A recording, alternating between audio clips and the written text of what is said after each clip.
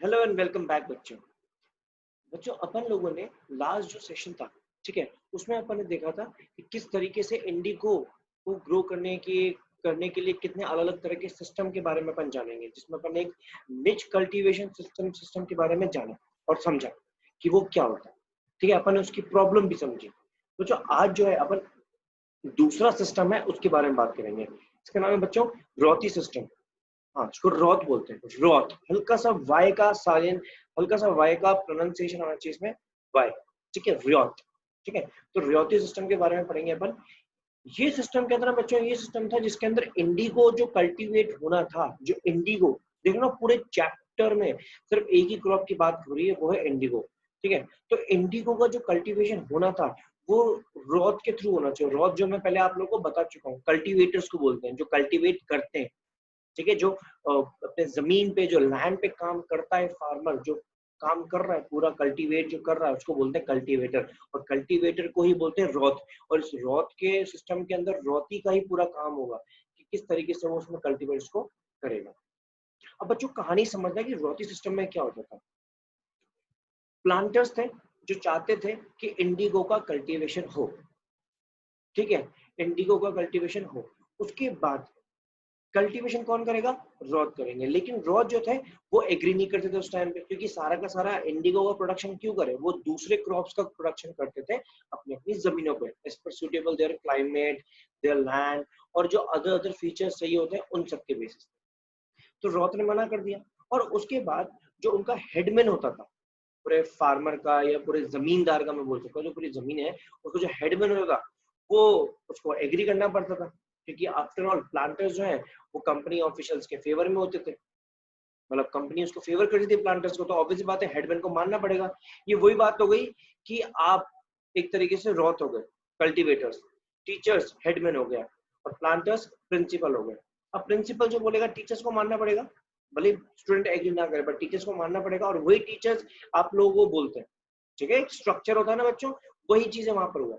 ठीक है, प्लांटर्स ने क्या कर दिया, रॉथ को बोला कि आपको एक एग्रीमेंट साइन करना पड़ेगा हमारे साथ, एक कॉन्ट्रैक्ट साइन करना पड़ेगा। उस कॉन्ट्रैक्ट में ये लिखा होगा कि कम से कम 25% इंडिगो आपको अपनी लैंड पे ग्रो करना है, कल्टीवेट करना है। मतलब ऑप्शन नहीं है उनके पास, करना ही है उनको। उनको उनसे रिलेटेड जो भी उनको चाहिए वो पैसा हम देंगे, मतलब वो लोन देने को तैयार है।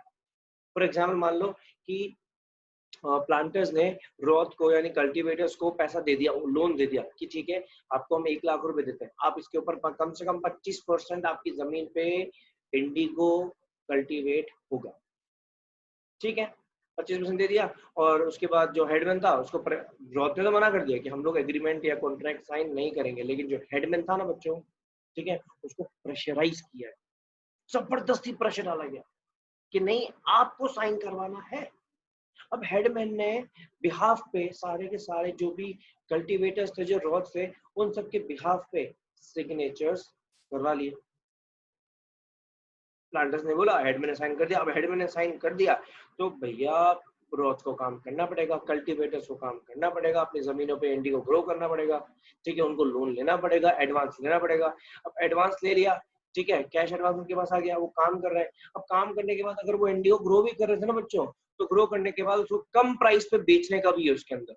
जो एग्रीमेंट साइन किया ना, उस एग्रीमेंट में छोटा सा ये भी लिखा हुआ था कि आपको जो इंडिगो ग्रो होगा वो प्लांटर्स को ही बेचना है और कम रेट में बेचना है। मतलब 1 लाख रुपए आपको उधार दे दिए जिसको आपको चुकाना है।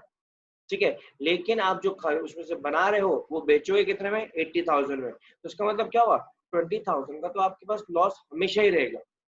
और इस चक्कर से आप उनको रेवेन्यू या टैक्स पे करते जाओगे एवरी मंथ। और अब जब तक आपका ये खत्म नहीं होगा तब तक आपको उनका एग्रीमेंट जो है वो मानना पड़ेगा कि 25% इंडिगो उगाते रहो। मतलब एक तरीके से इस सिस्टम में कितना ज्यादा नुकसान हो रहा है रॉथ का, कल्टीवेटर्स का। उनकी प्रॉब्लम समझ रहे हो? उन्हें जबरदस्ती एक तो इंडिगो ग्रो करना पड़ रहा है। अब इंडिगो ग्रो करने के बाद भी उनके ऊपर उधारी चढ़ रही है, उनको पैसा दे दिया, हेडमैन ने जबरदस्ती काम कर ले लिया उनसे, तो ये सिस्टम पूरा बिगड़ता गया था।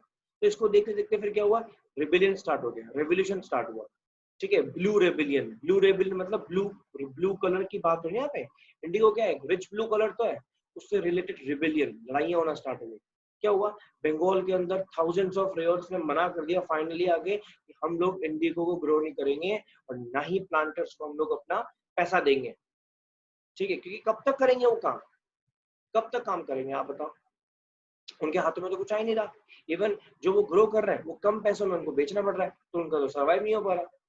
तो इसलिए उन्होंने गुस्से में आ गए, सबके सब इकट्ठा हो गए। मार्च 1859 के अंदर उन्होंने सब कुछ मना कर दिया, ना तो हम इंडिगो ग्रो करेंगे, ना हम प्लांटर्स को पैसा देंगे।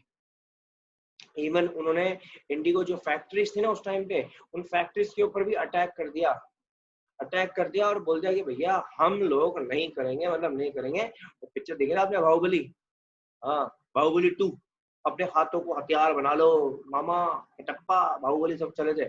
वैसे वो सारे सारे इकट्ठा हो गए, कुछ वेपन नहीं थे उनके पास, बड़े बड़े तलवारें नहीं थी, बड़े बड़े उनके पास गन वन कुछ नहीं थी। उनके पास क्या हथियार होंगे, स्पीयर्स, बोज, एरो, तीर, तलवारें, बस छोटी मोटी चीजें थी। ठीक है, और जो विमेन थी वो पॉट्स फेंक के मारती थी। ठीक है, इस तरीके से, मतलब जो छोटे मोटे विमेन्स की बात, तो क्या होगा बच्चों, किचन का यूटेंसिल, जो किचन के अंदर वेपन्स होते हैं, चाकू। ठीक है, इन लोगों से इससे उन्होंने लड़ाई कर दी। इवन इन्होंने इतना कर दिया कि जो प्लांटर्स थे ना उसको आने के लिए मना कर दिया, बैन कर दिया कि भैया हमारी तरफ से तो आएगा भी नहीं। एक तरीके से तो अटैक भी कर दिया, दूसरा प्लांटर्स को मना कर दिया कि इनसे बात नहीं करना, ये आना नहीं चाहिए। और जो गोमस्तास थे वहां पे, गोमस्तास एक तरीके से एजेंट, मिडिलमैन, जो हिंदी में दलाल बोलते हैं, वो मिडिलमैन की तरह काम करता था। ठीक है, प्लांटर्स को जो चाहिए वो पहुंचाता था, किससे लेके, रॉथ से लेके, ठीक है, कल्टीवेटर से लेके उनसे लेता था और उनको वो देता था। तो गोमस्तास को भी मारना शुरू कर दिया, क्योंकि रेंट तो वो लेना आता था। अब ना तो रेंट देंगे, ना हम लोग इंडियो ग्रो करेंगे, और उससे रिलेटेड हमने लड़ाई भी कर ली। अब धीरे धीरे करके ये जो विलेजेस के अंदर जो बात चली थी ना, ये फैलने लग गई, लोगों को समझ में आने लग गया। जो इंडिगो पीसेंट्स थे उनको समझ में आ गया कि भैया ये जो कर रहा है बिल्कुल सही कर रहा है, रिबेलियन जो हो रहा है बिल्कुल सही हो रहा है, और इनके साथ हम जुड़ गए। लेकिन जैसे लोग इकट्ठा होते गए ना, इनके ऊपर लाठी चार्ज होना शुरू हो गया, लठियाल्स चली। ठीक है, लठियाल्स का मतलब लाठियों से मारा कि नहीं आपको काम करना पड़ेगा, आपको रेंट देना पड़ेगा। और इसको देखते देखते जो हेडमैन था ना, जिसने प्रेशराइज में आके साइन किया था, उसको भी गुस्सा आ गया, क्योंकि उसने तो जबरदस्ती साइन किया था। हेडमैन को गुस्सा आ गया क्योंकि उसने जबरदस्ती साइन किया था कि भैया मेरे से साइन करवाया तो मुझे तो देना ही पड़ेगा। और जो जमींदार थे उनको भी गुस्सा आने लग गया कि यार हमारी जमीन है, ठीक है, हम उस पर कैसे काम करें। तो उन्होंने क्या कर दिया, सारे के सारे जमींदार गए, उन्होंने विलेजर्स का ही सपोर्ट किया रिवोल्ट के अंदर, कि भैया हमारी जमीन, हमारे जो फार्मर्स हैं जो काम कर रहे हैं, कल्टीवेटर, वो अपनी जमीनों पे काम कर रहे हैं, वो कितना प्रोडक्शन करेंगे वो उनके हाथों में। क्योंकि प्लांटर्स के जो लोग हैं वो तो इकट्ठा हो ही रहे, जो हेडमैन है वो प्लांटर के साथ है, जो कंपनी है वो प्लांटर्स को फेवर कर रही है, हर कोई प्लांटर्स को फेवर कर रहा है। तो इनको कौन फेवर करेगा, कल्टीवेटर्स को, उनका हेड करेगा। उनका हेड कौन हुआ, जमींदार, विलेजेस का हेड कौन हो गया, जमींदार। तो वो उसको सपोर्ट करने लग गए। अब एक तरीके से दोनों तरफ से क्या हो गया, पार्टी बराबर है, इधर से कंपनी ऑफिशियल और इधर से जमींदार और विलेजर्स सारे के सारे इकट्ठा हो गए।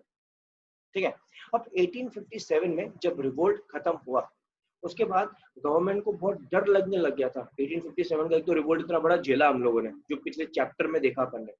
ठीक है, पूरा चैप्टर उसके ऊपर था।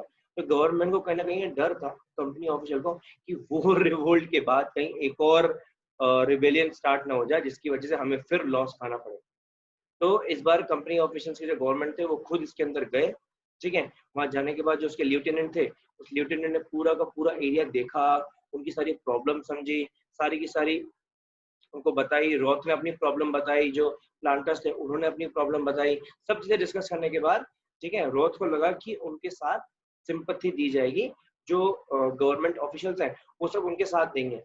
ठीक है, उनको ये मानने लग गया था कि जो ब्रिटिश गवर्नमेंट है वो उनको सपोर्ट करेगी इस रेबेलियन के अंदर, है ना। लेकिन क्या हो गया, वो जो धीरे धीरे करके जैसे रिबेलियन फैलना स्टार्ट हुआ ना, कैलकाटा से बड़े बड़े लोग आए, इंटेलेक्चुअल आए, उन्होंने इंडिगो डिस्ट्रिक्ट पर रश किया, और सबको एक चीज समझ में आ गई थी कि भैया इंडिगो सिस्टम पूरा बिगड़ने वाला है।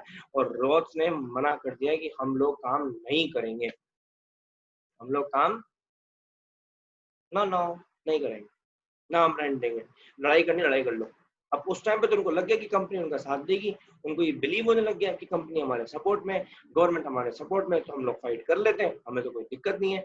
लेकिन क्या हुआ पता है, गवर्नमेंट ने मिलिट्री बुला ली, वो फिर खुश एकदम, प्लांटर्स सारे के सारे दिक्कत में, किसका सपोर्ट हो रहा है? क्योंकि प्लांटर्स को तो पता था, लेकिन उनको ही क्या लगा, रॉस को क्या लगा कि उनके सपोर्ट के लिए, उनको प्रोटेक्ट करने के लिए मिलिट्री बुलाई गई, लेकिन हुआ तो उल्टा।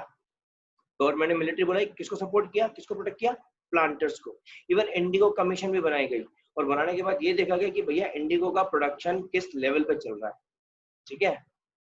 उन्होंने इंडिगो कमीशन बनाई, इंडिगो कमीशन आने के बाद कि इंडिगो का प्रोडक्शन किस लेवल पे चल रहा है, उन्होंने पूरे सिस्टम को इंक्वायर किया कि कितना काम हो रहा है, कहीं फोर्सफुली तो नहीं हो रहा है। इवन उसके बाद ये भी देखा कि आप लोगों ने जबरदस्ती काम करवा तो नहीं रहे हो, जबरदस्ती काम करवा रहे हो तो उनको रेंट दे रहे नहीं दे रहे हो, प्रॉपर पैसा मिल रहा है नहीं मिल रहा है।